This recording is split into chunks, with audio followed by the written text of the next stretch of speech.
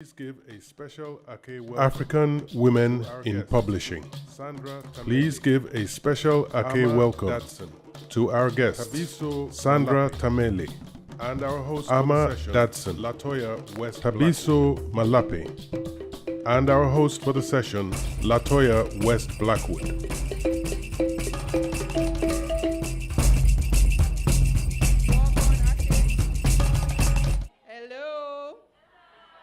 What kind of thank you clap that? Give me a good clap. Welcome.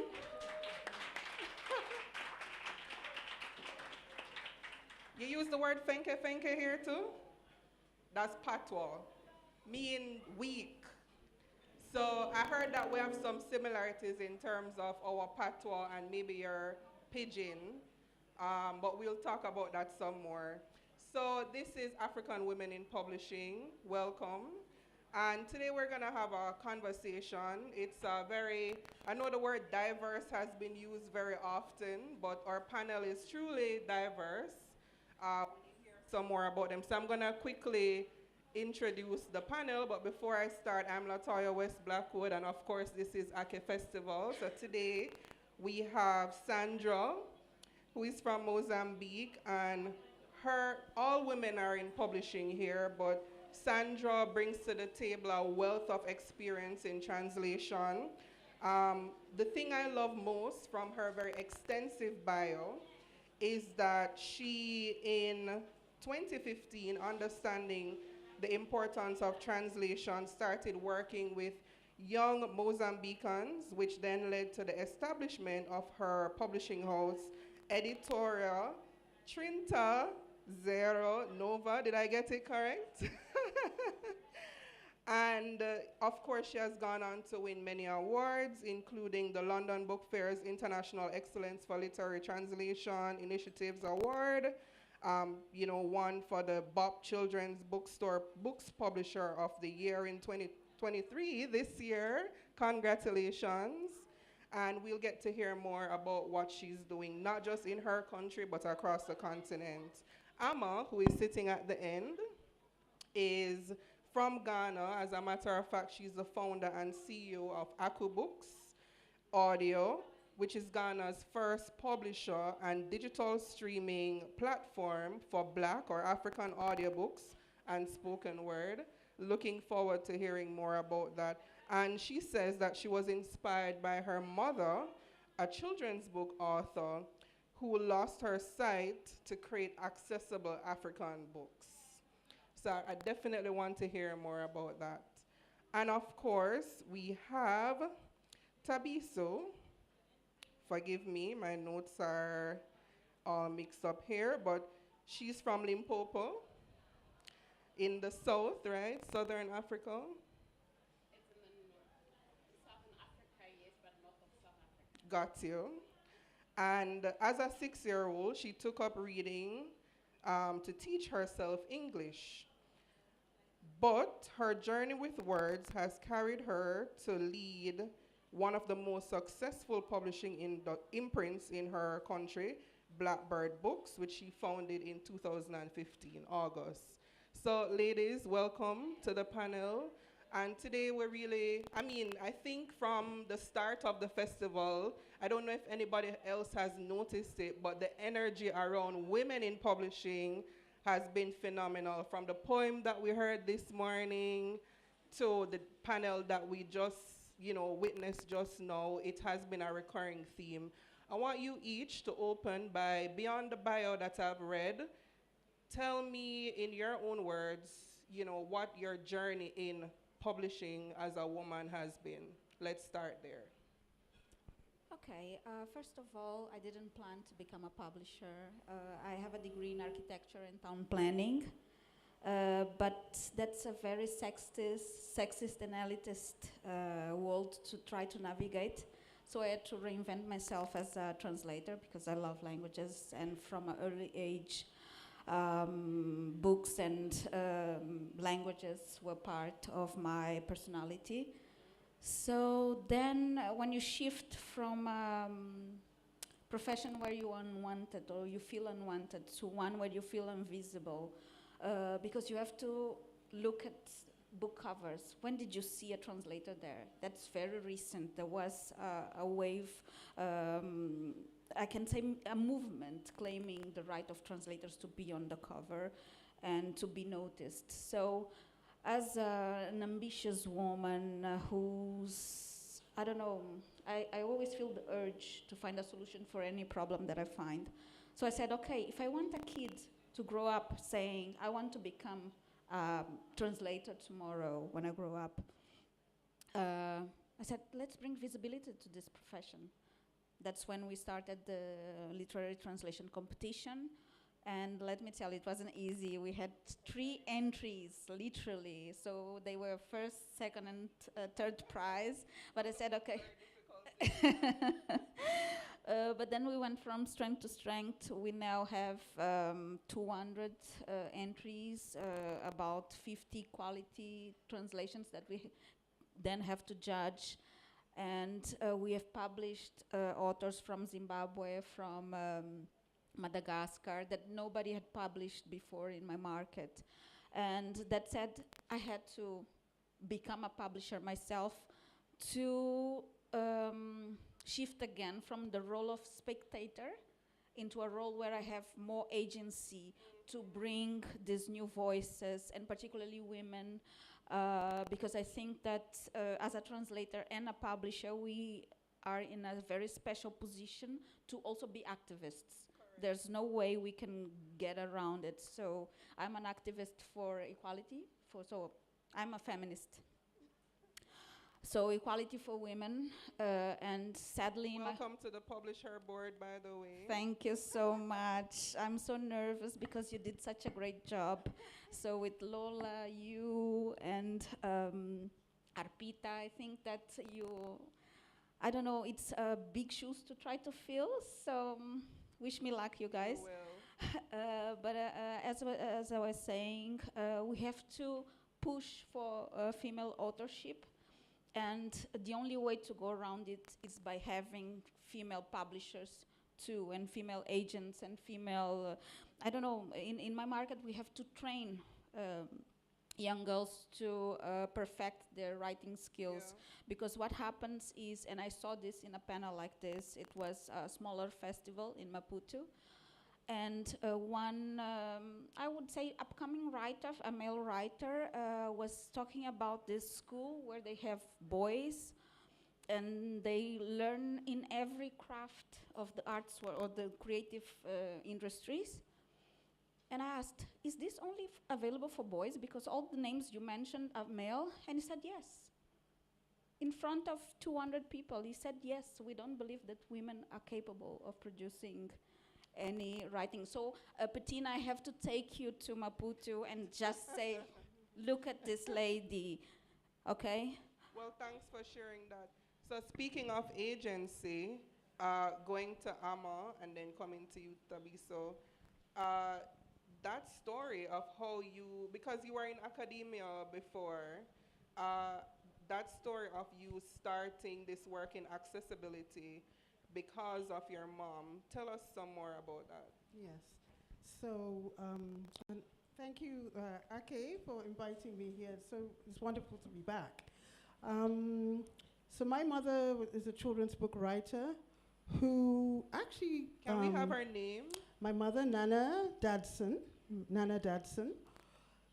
was actually inspired to write by the late Efwa Sutherland, who is a famous Ghanaian writer, author, playwright, who founded a publishing house. It's very interesting, in Ghana, where I'm from, 2 of the oldest publishing houses were founded by women.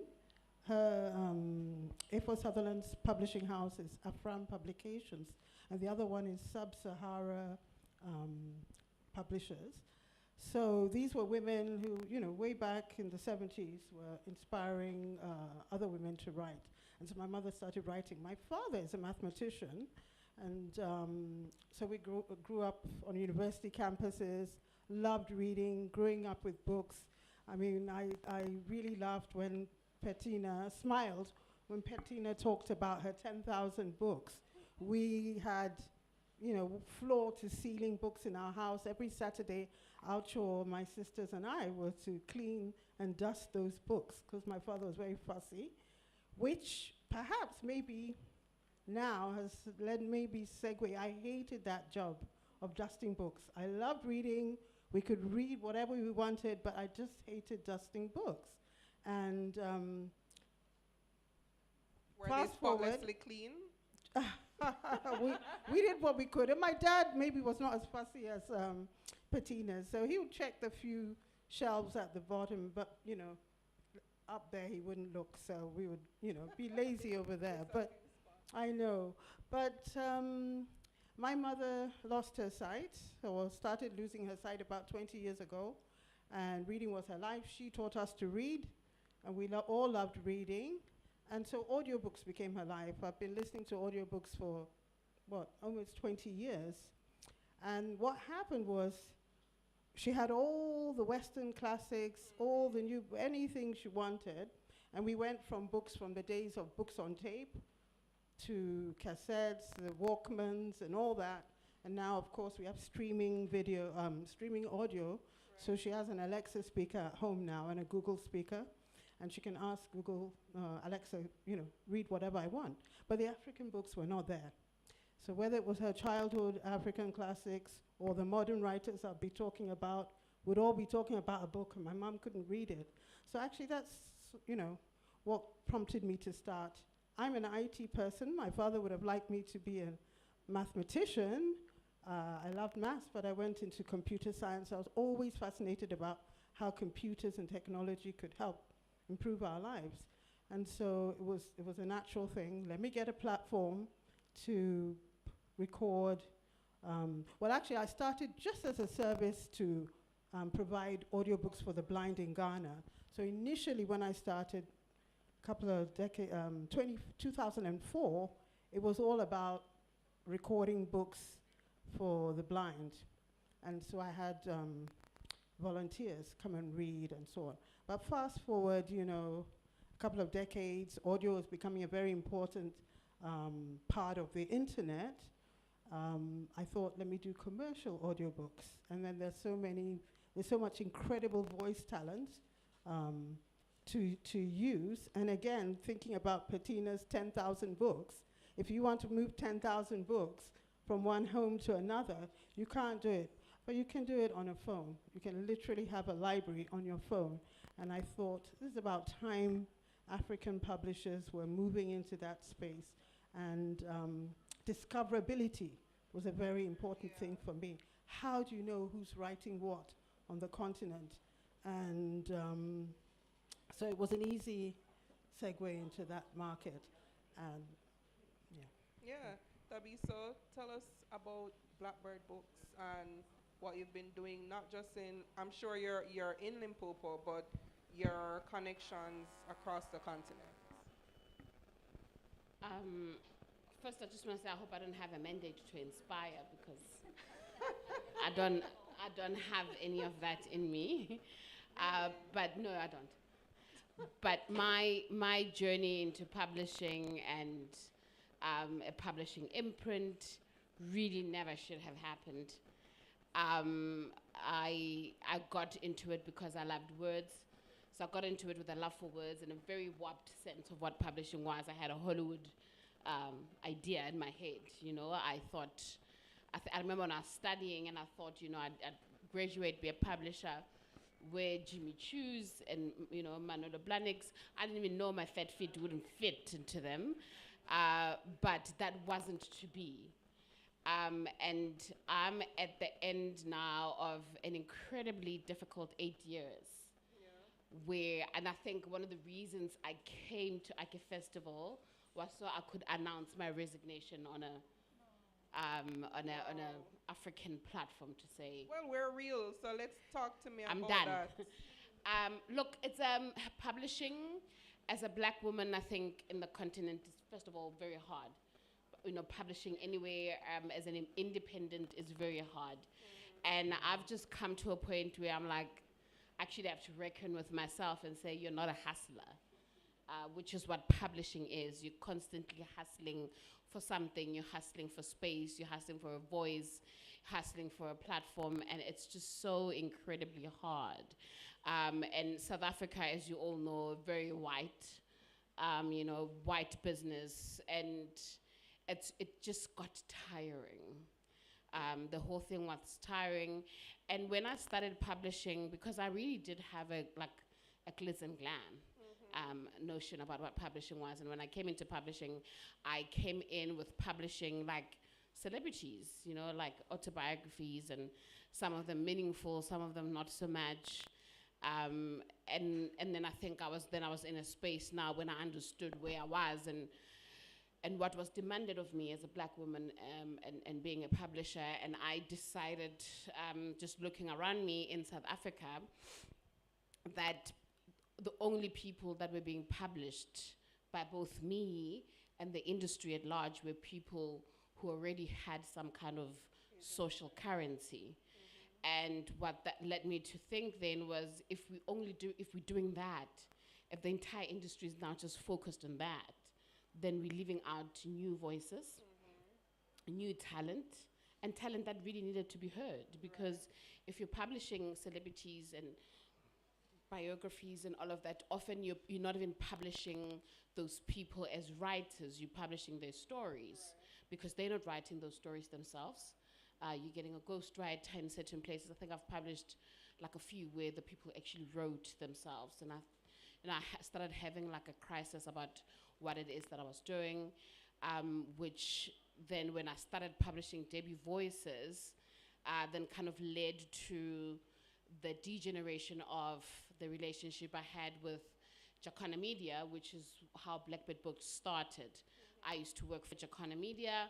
We started Blackbird Books together, and for them, they thought the money would roll in as it had been with all these big names, but I, of course, had a change of heart, and I wanted to do this thing, we broke away. And then I think I'm at a point now where I realize that my publishing is advocacy, and no one has a business turning advocacy into a business.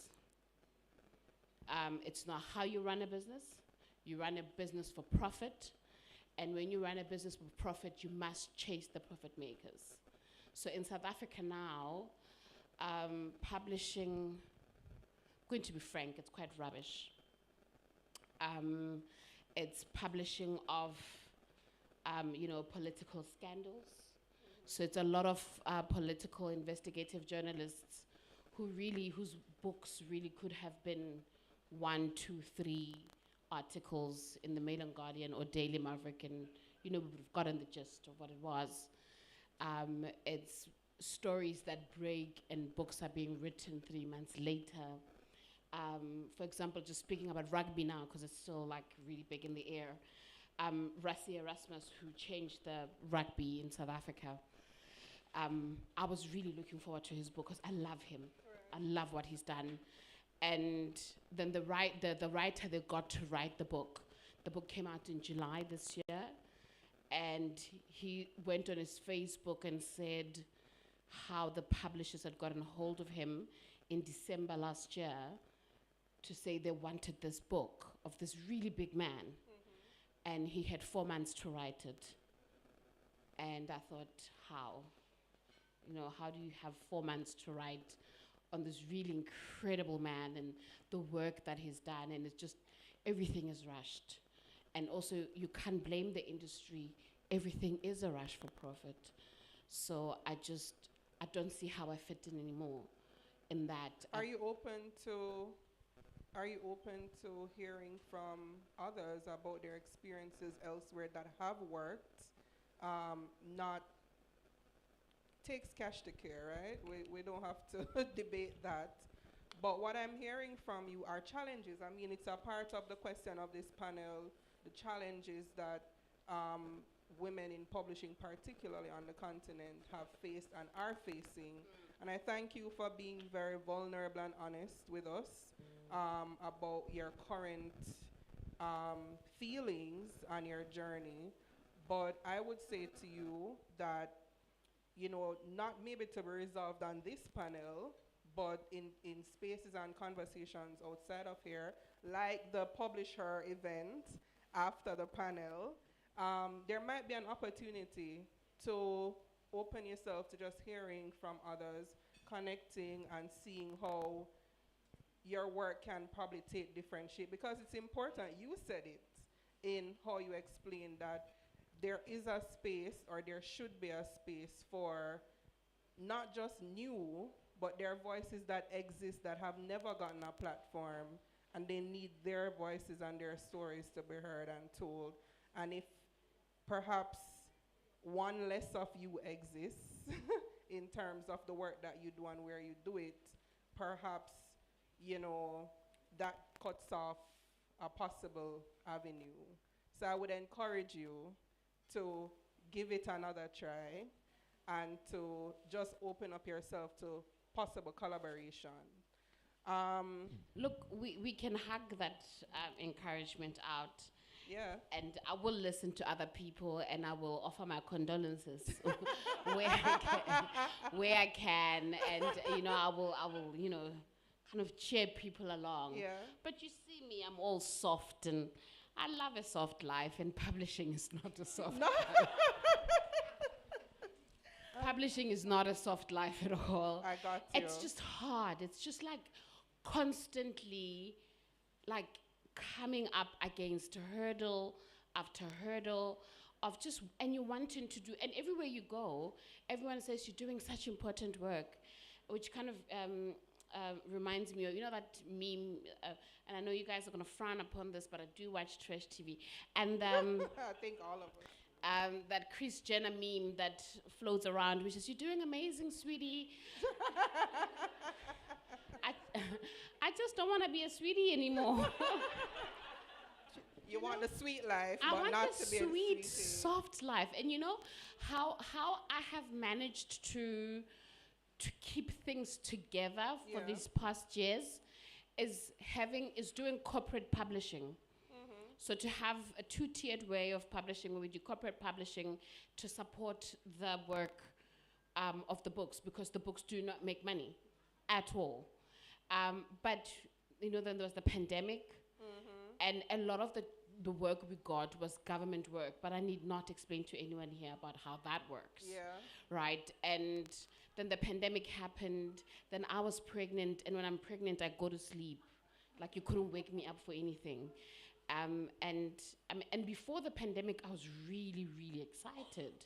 I'd started my own distribution company as well, because I really wanted to have an ownership of as much of the ecosystem as I could. And I had all this energy, which I just don't have now. And I think it'd just be doing an injustice to the people who would trust me with their work when I know that the passion isn't there anymore. And I'm not saying that I'm not saying a comeback is out of the question. I just think right now, because books really are your children and your babies, right? When you produce them, but I do owe a little bit more to the babies I made with my body, right? So and that's fine. And my children deserve a better life and a softer life. My daughter now, she turns 10 next year, and she's saying she wants to go to Disneyland for her birthday. And could I invite a few friends?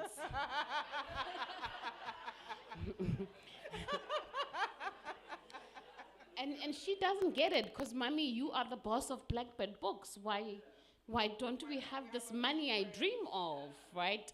So it's really, I just need a break. I just need a break. And also, I think when I started in South Africa, the publishing industry wasn't as transformed as it is now. Right. And I'm not saying it is where it should be, but I think people at large are doing a little bit more than they were doing before. The big companies. But I also worry about, if there isn't then the threat of a Blackbird Books showing you up, do you carry on doing the work? But that remains to be seen, because it's also like the lack of investment from other parties. So if as it's a universal yeah, so issue. if as a writer you can stand up in places and say, I'm so grateful for Blackbird Books for giving me a chance, but when you get that big manuscript, that second manuscript, you then go somewhere, then it really just does like negates the kind of work that we do, right? Because then what happens is we as independent publishers then become this farming business. Right. And we just farm and toil and then have no return. you know, and then the returns are just so little. And it was cute in my youth. It's not cute anymore. But I love this industry, and I love what we do, and I love changing lives. And you know, I'm sitting here as I'm 3 weeks in a new job where I now work with a literary organization that, you know, does really important work. Right. So I'm still here. You're still in the ecosystem, Yeah, but just- just a different role. Yeah, and I think there's also like a little petty side of me that wants some of the authors to go suffer. All right. On that and note, then remember me. on that note, Amma, you wanted Yeah, to I come just in? wanted to say that I also completely underestimated the amount of time it takes to build a publishing industry. And I'm a digital publisher, so I thought, oh, technology, it's gonna be like this. It is a marathon, not a sprint. That's what I've really come to realize. You know, for me, I had to make content. I'm an audio publisher, build a platform to distribute it, and then educate publishers and readers and so on. So it's a long haul, and I'm with you on how exhausting it can be to, you know, to build all those pieces Yeah. of a publishing business. So I wanted to take the discussion in a little bit of a different direction and to talk about something I watched on Netflix recently on Cleopatra. Anybody else seen that? Yes, I found it quite interesting because Cleopatra has, well, for me, has generally existed as this, in Jamaica would say, goodie, right? Where she's the epitome of beauty, influences a lot of pop culture. In another way, she's kind of the side chick in one sense, and then the woman who knows how to use her soft power to. But then in this documentary, it's a different angle that we get. And interestingly, it's because of the work of women, once studied classics, that influence the shaping of a different story that position Cleopatra as a military strategist, a woman who was very strategic, not just in that way, but in the reality of the time she existed in, what she had to do, kill a sibling, if you will. You know, we can discuss that, but I wanted to bring it around to our work in publishing. Some of the stories that either exist but have been told from a Western gaze or a male gaze or none at all, and how you see in the current space some of that work being, you know, taken up by this current generation, and not just in your own country, but if you can give examples of elsewhere. So for you, Sandra, I know that your experience that you've shared with me about Mozambique has been a very strong patriarchy, where the reality is what it is, but worse is that the stories of women have been almost erased in some cases.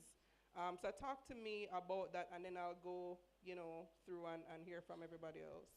Okay, thank you for that question, Latoya. Indeed, watching Cleopatra was mind-blowing. I think that I binge-watched Yeah. the series in a weekend. My husband, poor thing, had to put up with that. But yes, we have to decolonize all our narratives, particularly the female ones. I recently read Sensuous Knowledge by Mina Salami. She is half Nigerian, half Swedish. And she has a way of putting into words some things that I've been feeling for a long, long time, that I decided that she's another author that I want to translate. I recently gave up reading fiction for leisure, because that's my work. It feels like work. So I focused on reading nonfiction, and she was one author that just made me question many things about who I publish, when I publish, because my approach to publishing was based on my preferences. I wouldn't interrogate, is this sexist, is this patriarchal, is this colonial, is this perpetuating some stereotypes that we want to just push away from our history. So I started questioning myself, don't we have goddesses in Mozambique? Because we don't worship any goddesses. We have some proximity with the Orishas because of Brazil, but the Orishas are African. From Nigeria, if I'm not mistaken, from Yoruba culture. And we have philosophy. I learned from Mina, a woman philosopher, I won't remember her name, but she wrote philosophy in Yoruba. And Mina is talking about this, and I'm asking, if there is such a wealth of knowledge in Nigeria, why is there none in Mozambique or Angola? Now we are watching the Queen Njinga from Angola. And I asked, but she wasn't alone. There were many other kingdoms. At school, I learned, maybe it's my the choice of school that my parents chose, Patina. I learned about the Gaza Empire. We do have Gaza in Mozambique. And I think that many children are asking what's happening, because they are very short in terms of culture, general knowledge. And the Gaza Empire was about Ngungunyana, a male emperor, and he died in Portugal. We recently had his remains returned to Mozambique. But then there is this magnificent queen I heard of at a festival like this. Her name is Ashivangela, and her story was never told. And this queen lives to this day because I think her kingdom was maybe 300 years old, and she was enslaved and sold to this king in northern Mozambique. And he fell in love with her, and she said, I will only be yours if you end slavery in your kingdom, and then we bring this philosophy throughout the region. The king was a little bit reticent about it, but he wanted her so bad that he said yes. But she said, it's not only about me and my family and my friends, it's about ending slavery for once. So the king said, I'm going to kill all the captives. They were, how do you call the slavers? The ones that hunted other tribes to sell them to the Portuguese. Slavers. And he said, okay, the only way out is to kill all my captives. And she said no. She sent all of them up the mountain, and she surrounded the mountains with all the cattle in the kingdom. So whenever the soldiers would hear the hum of voices, she would say it was the cattle. And she managed to keep this rouse for months, and then she convinced the king to write the law to ban slavery in the region, and that they formed the Niassa kingdom. Nobody talks about it, and the queen leaves because every time the queen passes away, a new one is anointed.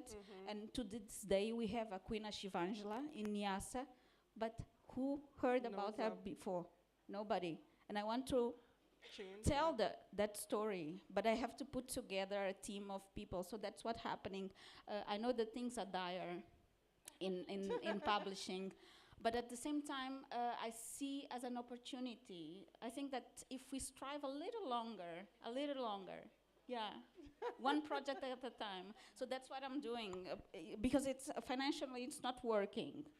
It's not working. But at the same time, is this labor of love, of saying, I want Ashivangela out. I want the story of Patina to reach all this.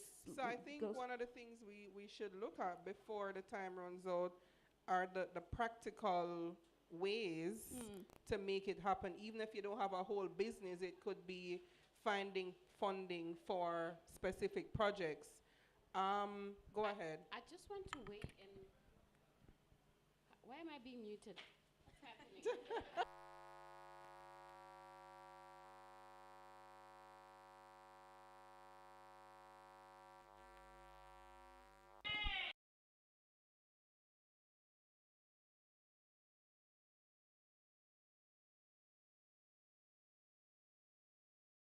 Is I think at the center. So when I first realized how big African stories were about to become was at Frankfurt 2019, right? I came the same year that publisher was. Yeah, I came back and I remember I tweeted about it. I said, "They're coming for our stories. Be careful." Yeah. Right, and so at the very so I think writers also share my Hollywood notion of what publishing is, which is why all authors want to be successful in certain places. So they use the African publishers as a stepping stone so they can be seen and they can publish and be leave them behind when the yes, success but comes. then you have to decide. They have to make a choice. They have to be invested in the work. So you must this if you want to be successful there's going to be some things you're going to have to give up. Like your authenticity, the authenticity of where the story comes from and who the story is talking to. So the honest isn't And you're just... saying that's a non-negotiable from your perspective? Yeah. Because there are no examples of people who have kept it authentic and have remained empowered to tell their stories the way. Yeah, No, so and Zuki, I was just about to say that I'd sooner appreciate the kind of the Zuki Savannah success over the success of being published in the North and having to dilute my stories. And because, you're so grateful when you get there. This is the place you've wanted to be. You're so grateful so that, and so when the issue of editing comes up, you're almost powerless. I think maybe the bigger ones, as time goes on, they can negotiate. But I think that when you first arrive, I am being censored.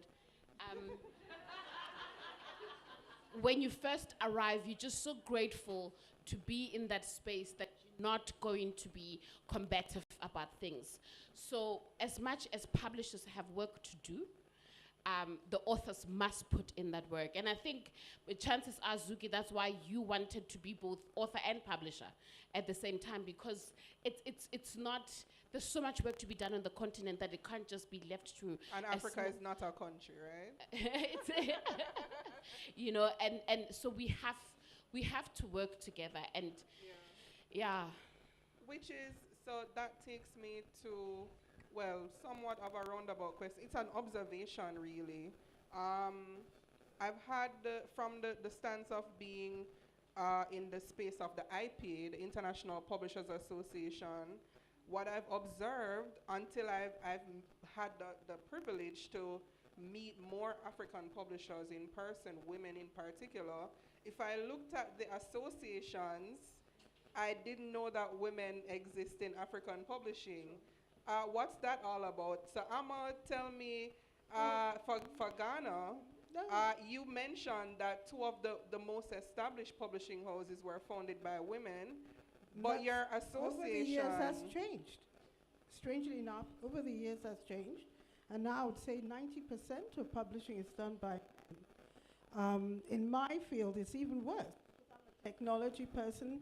I have a tech platform, and I'm dealing with tech issues. I've been an IT person, so I've dealt with being, in the minority in my career all my life. But it's almost like jumping into publishing. You have another, challenge.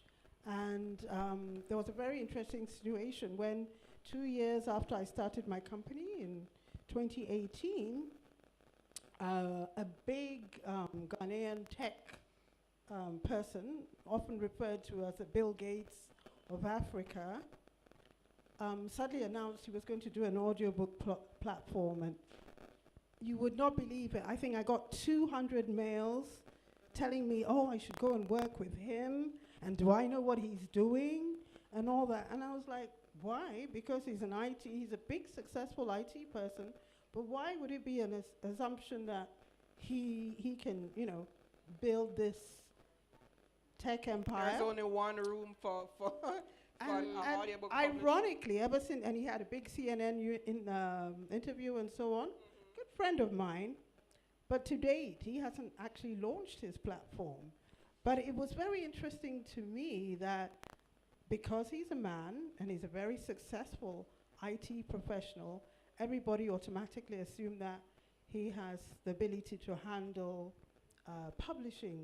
digital publishing platform. regardless of your demonstrative. No, yes. Yeah. But Well, I think, so for me, some of the challenges around, because all the tools that I think could be really useful for African publishers to get their work out to mobile phone users, because, the distribution challenges of print from one end of our massive continent to the other, just knowing what's available, I think a lot of them can be solved with print. AI, all these technologies that should be, I feel African publishers should be incorporating in their, businesses as part of their strategy. And it's interesting the women are more open to that. I've had lots of conversations with women publishers who are ready to jump on board. So I see a message saying this panel will self-destruct if we don't start Q&A. It's daunting. It's So I'm opening up now to Q&A. There's much more that we could talk about, but any questions from the audience about things we have discussed or topics that we haven't touched on regarding African women in publishing that you'd like to raise? There's a question here. There's one first at the back. okay, so Good evening, everyone. My question is this. Is there social expectations for women in publishing that you think are very different from other publishers in general? For instance, you find out that there are some compromises that people expect women publishers to make in favor of purpose and the type of conversations that can be had over certain qualities or other things that other publishers would be looking out for. Anybody wants to take that? One, don't be loud. Hey, no one likes a loud Betty. If you're loud like me, then it's a problem.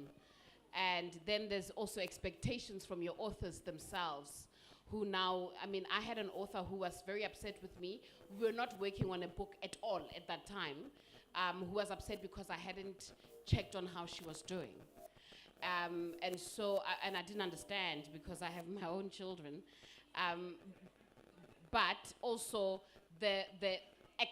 you have to be overly accessible, right? Like if they message you at 12 o'clock at night, you have to be up and you have to be both mother, sister, but still be a businesswoman. You know what I mean? It's just, there is. But also don't be too loud, right? Like, why are you black and loud? What's happening? So pick one or the other. Yeah. Any other responses to that? Any expectations that you've seen come your way, social pressures because of gender? All right, well, I'll say one, which it has stopped happening so frequently, but going into a room with male colleagues, and if there's any kind of administrative or note-taking, they're looking, and I'm like, you have a pen, paper, laptop, I'm not your secretary. Get the stuff done yourself.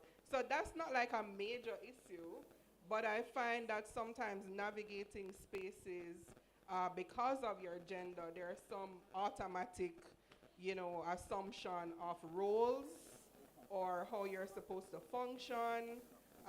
So, I mean, that's something that readily comes to mind for me. Yeah, I think with funding, I've had some challenges. When I'm, looking for funding, immediately they're looking at your pitch deck. Do you have a male chief technology officer, CTO? Because it can't be a woman. Yeah, I'm like, why do I have to have a male CTO? Because that's the most important piece of the thing, and so that's interesting. And I do happen to have a male CTO, only because I haven't been able to find a woman, unfortunately. But yeah, it's quite interesting for me, and I think also funding for the creative, cultural, digital platforms, they are not, it's been tough and challenging because publishing is an expensive business. Publishing audio is even more expensive. Yeah. So you need investors who understand that you're not only trying to build something, so it's not just about, the ROI, how much are we getting, how quickly, but there's a lot of education to be done in teaching people how to read and use the platform. More impact investment. Exactly.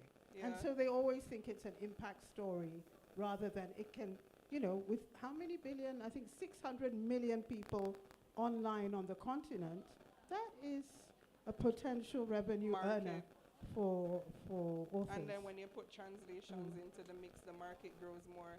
But you have a story, Sandra, that you can tell us quickly. Yes, I do. In my market, like Amma said, we are financially intensive. We need investment to make it as a publisher.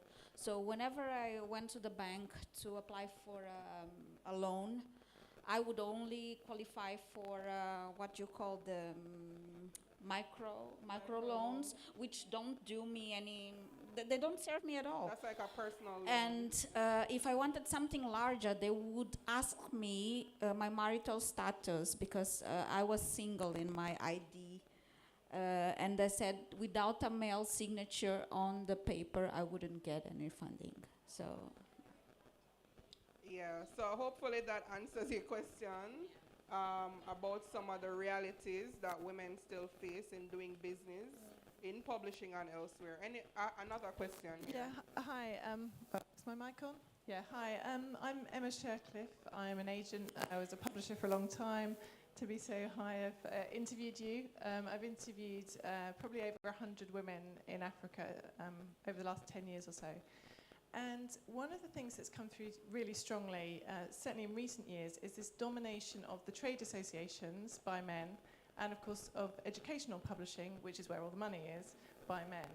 And I just wonder in each of your countries if you could talk a little bit to that, because it seems to me that the most vibrant and dynamic publishers, the publishers that we see at these literary festivals and on the international circuit are primarily women because they're operating in this very vibrant trade space. But actually, everyone has the same story. There are some examples, of course, really uplifting stories of money being made. But the first question I ask women when I interview them are you paying yourselves? It's almost 90% is no. And then if they are paying themselves, it's often 10, 12 longer years before they do pay themselves. So being realistic, as you are, Thabiso, about the challenges is also important, because if someone is going to go in and set up their own business, they need to know that it's for the long haul, and then probably need another source of income. Yeah, well, I think we touched on it just now in terms of talking about the composition. Where opportunities exist, they tend to flock there and kind of create a circle, a fence. But I think organizations, and I'll plug Publish Her here, which is the association I'm a part of, we are being very deliberate about the word empowerment in some ways has become cliche, but in a real way, we are working with women across the world, including on the continent, to empower them. Sometimes it's just as simple as connecting with others and understanding that the challenge you're seeing and facing is not just unique, and then learning from that what are some practical ways to overcome the barriers that have been put in your way. I think it changes the game when people understand that you're not alone and that you have support outside of your country. It tends to change the game in terms of how people negotiate power and access to opportunities, and how we can help to support creating opportunities for women. Because again, I spoke about my observation with Ghana. I don't know what it's like if you have an association in Limpopo, and what the composition of that is like in terms of gender balance. Would you mind sharing about that? We've got an association in South Africa. It's called PASA. The chairman hates me because I asked him when we were in Nairobi at a conference, and I asked him why he was at the conference and hadn't funded publishers to come to the conference. But now, yeah, so he hates me, and That's your story. No, And in Mozambique, we have a publishers association, but it's quite young. And Okay. I have to tell you that it was me who had to push for them to legalize the things. I had to go to the offices with the documents to do it, because if you leave things to men, it takes just forever. But that said, we are so few women who have published anything. So we have to define what publisher means. But what I have learned in the 5 years that I've been in the business is that we have to start from the grassroots. Yeah. We have to train girls in publishing. Thabiso, you have a degree in publishing. I don't. So you have that advantage. And I think that we have to provide women with those skills. So we have to train agents, we have to train editors, we have to train publishers, we have to train people in marketing. So the entire infrastructure from the human resources point of view, and then grow up. I actually, well, thank you all for the very important work that you are doing.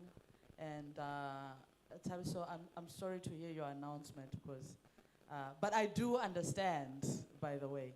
I think I'd just like to extend a question to Sandra. You're doing some very beautiful work on intra-African conversations that we haven't really been having until recently, you know, where it's like when you talked about African literature, it was essentially Anglophone African literature. And so with some of the work that you're doing, we're now learning about writers from Lusophone and vice versa. And I'd like to ask, because you're also a publisher in addition to being a translator, how do you balance those two roles? Because I can imagine that it must be quite exhausting. It is. I'm wearing, I don't, the last count was 7 hats. So, yeah, but when we say it in Portuguese, quem corre por gosto não cansa. So, I mean, it's a labor of love. So, yeah, you have to excuse me, but I can't translate that. It's one of our idioms. But it means that if you love what you do, you just find a way of making it possible. So yes, this dialogue has been in my mind, because look at this panel, look at Thabiso. I wish I could publish your entire catalog. I envy that list, but I don't need I don't have the funds, because translation is really, really expensive. And when you think of Mozambique, we have 42 different languages, not many. I think you have more here in Nigeria. But the thing is, when you publish only translations, you have to factor all these things up and then think, I need to make my book affordable. And how can that be made possible? And I'm also doing audiobooks like Amadas, not only for the blind, but also because 39% of Mozambicans are still illiterate, and most of those are women. So that makes it, I think, more relevant.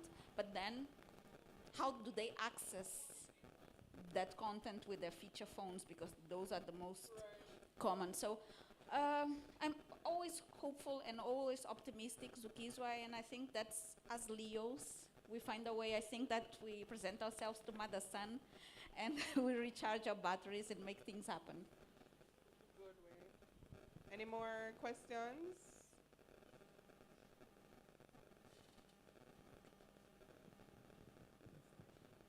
Thank you. I wanted to thank you all for being an example for women, for girls, because, for example, in Tanzania, there's only one other publisher who's one other woman-led publishing house, and it's a country of 60 million people. Wow. So seeing you there is definitely an example, because and I wanted to speak to Thabiso because you touched me, even though I'm not a woman, and so some of the struggles I may not be able to understand, but certainly as a publisher, I can appreciate the pain and maybe the weight that a lot of people don't often see, or the toll that it takes to a person, to a human being. Yeah. And I think I'm meeting you, this is the first time we're meeting, and yet I hear you're professing to get off of this. So it's bittersweet in a way, because I clearly can see the passion and it's painful to see that. But I almost, maybe it's wishful thinking, but I almost think I heard you saying that you may come back. And I was curious to see, if you do come back, what would you do differently, or how, if you have already figured that out, maybe you are in the process, but I wanted to hear a little bit of reflection, what that may look like. Thank you. You know, one of the things running a business took away from me is doing developmental work.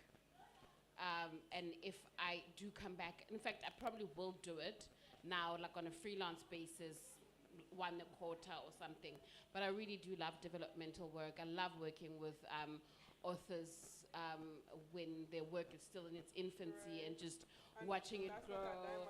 Because that's really where the joy comes from, isn't it? So yeah, I will do that. But I also think that my purpose and my calling is in advocacy, so I will find literary advocacy work to do, like I am now. So I guess, in the words of Arnold Schwarzenegger, I will be back.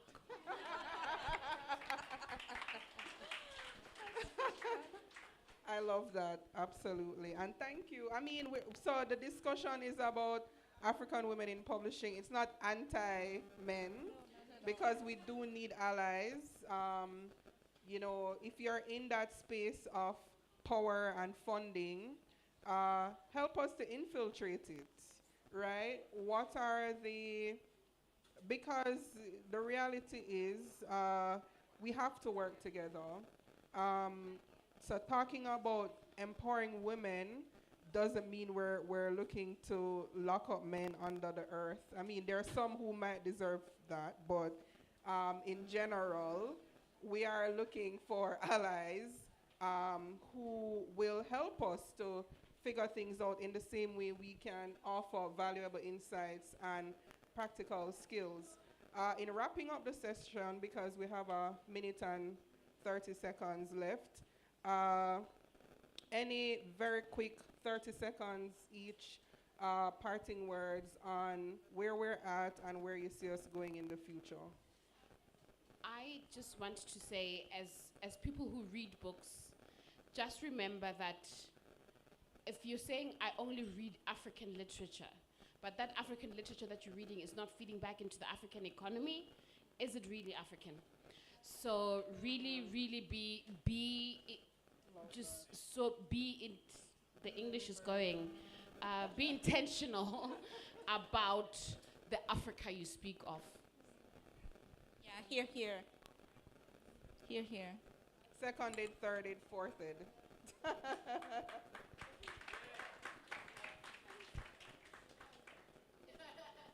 Well, you have your 30 seconds.